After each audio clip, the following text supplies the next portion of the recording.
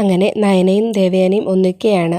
നയന ദേവയാനിയോട് പറയുന്നുണ്ട്, അമ്മേ അന്നത്തെ മാല ഞങ്ങളല്ല കേട്ടോ എടുത്തത്. സത്യമായിട്ടും അത് ഞങ്ങളല്ല കേട്ടോ എടുത്തത്. അമ്മേ, അനാമികയ്ക്ക് അമ്മ കൊടുത്ത മാല സ്വർണം ഇവിടെ തന്നെ ഉണ്ടോയെന്ന് തന്നെ എനിക്ക് സംശയമാണ്. അപ്പോൾ ദേവയാനി ചോദിക്കുകയാണ്, അതെന്താ നിനക്ക് അങ്ങനെ ഒരു സംശയം? അല്ല അമ്മേ, ഇവർക്ക് ഒരുപാട് ബാധ്യതകളുണ്ടെന്നൊക്കെ ആദർശേട്ടൻ പറയുന്നത് കേട്ടു. വിവാഹ ദിവസം തന്നെ കാശിൻ്റെ പേരിൽ പ്രശ്നങ്ങളൊക്കെ ഉണ്ടായെന്നാണ് ഏട്ടൻ പറഞ്ഞത്.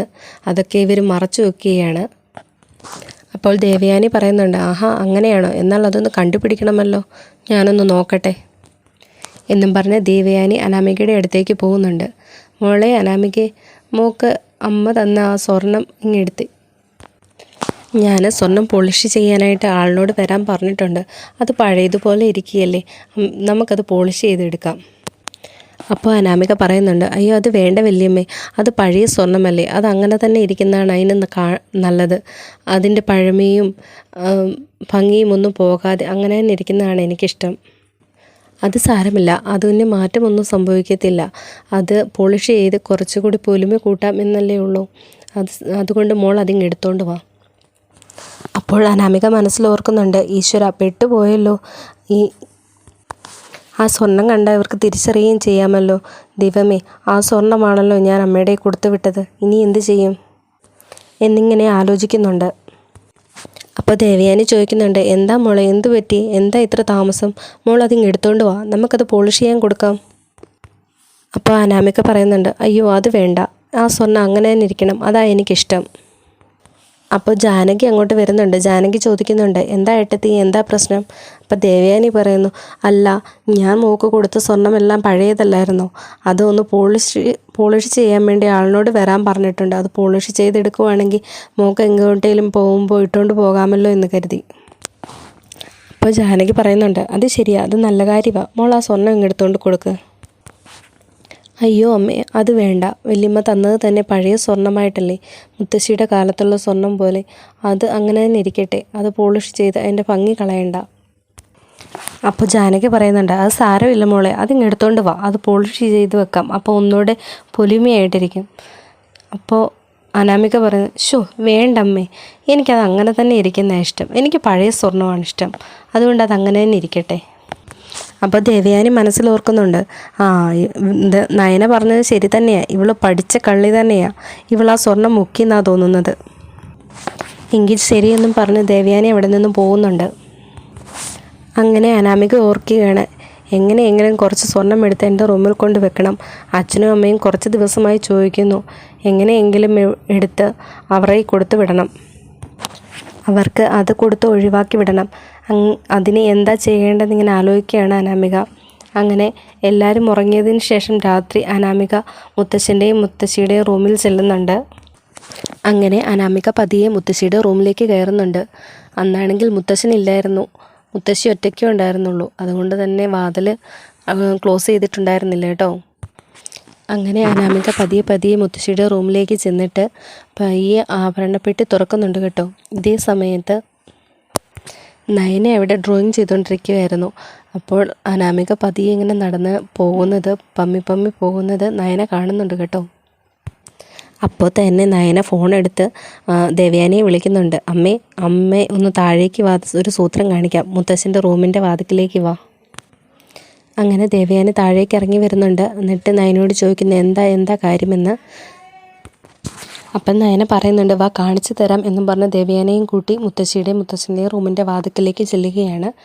അപ്പോൾ അവരവിടെ കാണുന്നത് അനാമിക ആ ആഭരണപ്പെട്ടി തുറന്ന് സ്വർണ്ണമെല്ലാം എടുത്ത് അവളുടെ സാരിക്കുള്ളിലാക്കി ഒതുക്കുന്നതായിട്ടാണ് കാണുന്നത്.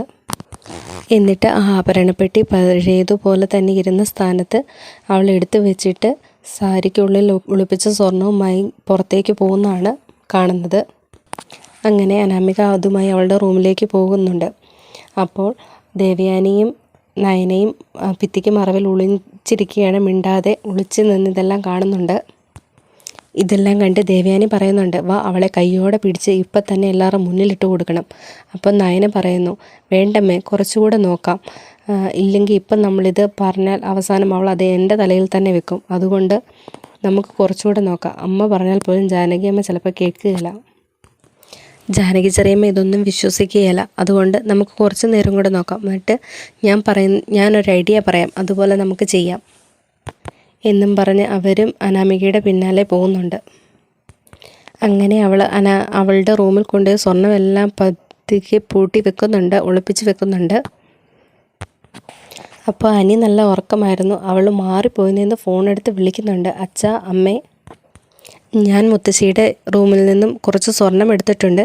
എങ്ങനെ പോയാലും അത് 100 പവൻ കാണും. നിങ്ങൾ നാളെ രാവിലെ തന്നെ വന്നു, നമുക്ക് അത് വിറ്റ് കാശാക്കാം. എങ്ങനെ പോയാലും 10-70 ലക്ഷം രൂപ കിട്ടും. പിന്നെ നമ്മുടെ ജ്വല്ലറിയിൽ തന്നെ കൊണ്ടുപോയി വിൽക്കരുത്, അത് മാത്രം ശ്രദ്ധിക്കണം.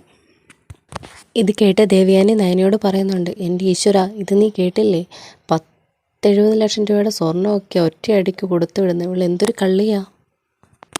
ഇവളെ ഇങ്ങനെ വിട്ടാൽ പറ്റില്ല, കൈയോടെ തന്നെ ഇവളെ പിടികൂടണം. അമ്മ വെയിറ്റ് ചെയ്യുക. അമ്മ ഇങ്ങനെ ധൃതി വെച്ചാൽ നമ്മുടെ പ്ലാനിങ് എല്ലാം പൊളിയും. അവൾ ആ സ്വർണം അവിടെ തന്നെ വെക്കട്ടെ എന്ന് പറയുന്നുണ്ട് നയന. അങ്ങനെ നയനയും ദേവയാനിയും അവരവരുടെ റൂമിലേക്ക് പോയി. അനാമികയും റൂമിൽ കയറി വാതിൽ പൊട്ടി കിടന്നുറങ്ങുന്നുണ്ട് കേട്ടോ. പിറ്റേന്ന് രാവിലെ തന്നെ വേണുവും രേവതിയും മോളെ കാണാനെന്ന വ്യാജേന വരുന്നുണ്ട് കേട്ടോ. വന്ന പാടെ ദേവയാനി അവരെ ആഹാ വന്നു, കയറി വാ, ഇരിക്ക് എന്നൊക്കെ പറഞ്ഞ് സ്വീകരിച്ചിരുത്തുകയാണ്. അപ്പോഴേക്കും അനാമിക ഓടി വന്ന് അമ്മേ അച്ഛ എന്നും പറഞ്ഞ് അവരെ കെട്ടിപ്പിടിക്കുന്നൊക്കെയുണ്ട്. അപ്പോഴേക്കും രേവതി കയ്യിൽ കൊണ്ടുവന്നൊരു കവർ എടുത്തിട്ട് ഇന്നാ മോളെ, ഇത് നിനക്കുള്ളൊരു ചെറിയ ഗിഫ്റ്റാണ് എന്ന് പറഞ്ഞ് അനാമികയുടെ കൈ കൊടുക്കുന്നുണ്ട്. എന്താ അമ്മേ, എന്താ ഇതിലെന്താ ഉള്ളത്? അപ്പോൾ പറയുന്നുണ്ട്, അതൊരു പട്ടുസാരിയാണ്, 45,000 രൂപ വിലയുള്ള ഒരു പട്ടുസാരി. മോളൊന്ന് എടുത്തു നോക്കിക്കുക എന്ന് പറഞ്ഞ് കൊടുക്കുകയാണ്. അനാമിക എടുത്തിട്ട് ആഹാ നല്ല ഭംഗിയുണ്ടല്ലോ, നല്ല രസമുണ്ടല്ലോ അമ്മ ഇത് എന്നൊക്കെ പറയുകയാണ്. എൻ്റെ മോളൂട്ടിക്ക് എന്ത് തന്നാലും എനിക്ക് മതിയാവില്ല എന്ന് പറഞ്ഞ് പുകഴ്ത്തുകയാണ് അവർ. ഈ സമയം ദേവയാനിയും നയനയും കൂടെ പറയുകയാണ്, കണ്ടില്ലേ കള്ളനും കള്ളിയും വന്ന് നിൽക്കുന്നത് കണ്ടില്ലേ എന്നൊക്കെ. നയന പറയുകയാണ്, ആ കവർ അവർ കൊണ്ടുവന്നതിനൊരു പ്രത്യേക ഉദ്ദേശമുണ്ട്. ഇപ്പോൾ അതുമായിട്ട് അവളുടെ റൂമിലേക്ക് പോകും. അവിടുന്ന് തിരിച്ച് ആ കവർ നിറയെ സ്വർണവുമായി തിരിച്ചു വരും. കഴിഞ്ഞ തവണയും ഇങ്ങനെയാണ് സംഭവിച്ചത്. എന്നാൽ ഇത്തവണ എല്ലാവരുടെ മുന്നിൽ വെച്ച് ഞാൻ അവരെ പിടികൂടും എന്നൊക്കെ പറയുന്നുണ്ട് നയന. അവർ പറഞ്ഞതുപോലെ തന്നെ അനാമിക വാ അമ്മേ, എൻ്റെ റൂമിലേക്ക് പോയിരുന്ന് നമുക്ക് അവിടെ ഇരുന്ന് സംസാരിക്കാം എന്നും പറഞ്ഞ് അവളുടെ അമ്മയും കൂട്ടി റൂമിലേക്ക് പോകുന്നുണ്ട്. മുറിയിലേക്ക് എത്തിയതിന് ശേഷം ദാ അമ്മേ, ഈ സ്വർണ്ണം മുഴുവൻ ഇന്നലെ ഞാൻ മുത്തശ്ശിയുടെ റൂമിൽ നിന്ന് എടുത്തതാണ്. അവരാ സ്വർണ്ണം അങ്ങനെയൊന്നും നോക്കാറില്ല, വല്ല കാലത്തും എങ്ങാനും നോക്കിയാലേ ഉള്ളൂ. അങ്ങനെ വല്ലതും സംഭവിച്ചാൽ അപ്പം നമുക്ക് എന്തെങ്കിലും പറഞ്ഞു നിൽക്കാം. എങ്ങനെയെങ്കിലും ഇവിടെയുള്ള ബാക്കിയുള്ളത് കൂടി അടിച്ചു മാറ്റിയിട്ട് ഈ വീട് കൂടി ഭാഗം വെപ്പിക്കണം എന്നൊക്കെ പറയുന്നുണ്ട്. അങ്ങനെ അവർ കൊണ്ടുവന്ന വലിയൊരു കവറിനകത്ത് സ്വർണ്ണം മുഴുവനാക്കി കൊടുക്കുന്നുണ്ട്. അങ്ങനെ ഈ സ്വർണ്ണമൊക്കെ ആയിട്ട് രേവതിയും അനാമികയുടെ റൂമിൽ നിന്ന് വെളിയിലേക്ക് വരികയാണ്. അപ്പോൾ ദേവയാനി ചോദിക്കുന്നുണ്ട്, ആഹാ എന്താ മോളെ ഇത്, സ്വീറ്റാണോ നീ അമ്മയ്ക്ക് കവറിൽ കൊടുത്തു വിടുന്നത് എന്ന് ചോദിക്കുമ്പോൾ അനാമിക അതെ അമ്മേ, അത് സ്വീറ്റ്സാണ്. എൻ്റെ അമ്മയ്ക്ക് സ്വീറ്റ്സ് ഭയങ്കര ഇഷ്ടമാണ്, അതുകൊണ്ട് ഞാൻ കുറച്ച് സ്വീറ്റ്സ് കൊടുത്തു വിട്ടതാ എന്നൊക്കെ പറയുന്നുണ്ട്. ആഹാ അത് നല്ല കാര്യമാണല്ലോ. അപ്പോൾ ജാനകി പറയുന്നുണ്ട്, ഇങ്ങനെയാ അച്ഛനോടും അമ്മയോടും സ്നേഹമുള്ള മക്കൾ. കണ്ടില്ലേ, എന്നും മോളെ കാണാനായിട്ട് ഓരോ ഗിഫ്റ്റുമായിട്ട് വരും, അങ്ങനെ ആ സ്നേഹമുള്ള മക്കൾ എന്നൊക്കെ പറഞ്ഞ് ജാനകി അവരെ പ്രശംസിച്ചു കൊണ്ടിരിക്കുകയാണ്. അപ്പോൾ നയന ദേവയാനിയോട് പറയുന്നുണ്ട്, അമ്മേ ഇനി അമ്മ കളത്തിലിറങ്ങിക്കൂ, ഇനി അമ്മയുടെ സമയമാണ്. അപ്പോൾ ദേവയാനി പതിയെ അങ്ങോട്ട് പോയിട്ട് അല്ല രേവതി, ആ കവറിങ് കാണിച്ചേ, ഇത് വളരെ കുറച്ചേ ഉള്ളല്ലോ ഈ സീഡ്സ്, ഞാൻ കുറച്ചുകൂടി തരാം. പെട്ടെന്ന് രേവതി കവർ മാറ്റി പിടിച്ചിട്ട് അയ്യോ വേണ്ട വേണ്ട, ഇത് തന്നെ ധാരാളമാണ്. എനിക്ക് ഒരുപാട് സ്വീറ്റ്സ് ഒന്നും കഴിക്കാൻ പറ്റില്ല, ഷുഗർ ഉണ്ടേ, അതൊന്നും പറഞ്ഞാൽ പറ്റില്ല. ഞങ്ങളുടെ വീട്ടിൽ വന്നിട്ട് കുറച്ച് സീഡ്സുമായിട്ട് പോകാൻ പറ്റില്ല, ആ കവറിങ് തന്നെ, ഞാൻ കുറച്ചുകൂടി സീഡ്സ് എടുത്ത് തരാം എന്നും പറഞ്ഞ് രേവതിയുടെ കയ്യിൽ നിന്ന് കവർ പിടിച്ചു മേടിക്കുകയാണ് ദേവയാനി. ആ സമയത്ത് തന്നെ ദേവയാനി ആ കവർ തലകുത്തി പിടിക്കുന്നുണ്ട് കേട്ടോ. അപ്പോഴേക്കും അതിൽ നിന്നും നമ്മുടെ അനാമിക കൊടുത്ത സ്വർണം മുഴുവനും ഹാളിൽ ഇങ്ങനെ നിരന്ന് വീഴുകയാണ് കേട്ടോ. ഇത് കണ്ട പാടെ എല്ലാവരും ഞെട്ടിപ്പോകുന്നുണ്ട് കേട്ടോ. ഇത് കണ്ട് അനി ചോദിക്കുകയാണ്, എന്താ അനാമിക ഇതെവിടുന്നാ ഈ സ്വർണം, ഇത് നിൻ്റെ സ്വർണ്ണമാണോ എന്ന് ചോദിക്കുന്നുണ്ട്. അപ്പോൾ അനാമിക തല കുനിച്ച് നിൽക്കുകയാണ്. അപ്പോൾ മുത്തശ്ശൻ ചോദിക്കുന്നു, നീ കേട്ടില്ലേ ചോദിച്ചത്, ഇതെവിടുന്നാ ഈ സ്വർണം? എല്ലാവരും കണ്ണും മിഴിച്ചിങ്ങനെ നോക്കി നിൽക്കുകയാണ്. ഇത് കണ്ട് ദേവയാനിയും നയനയും പരസ്പരം നോക്കി ചിരിക്കുന്നുണ്ട് കേട്ടോ.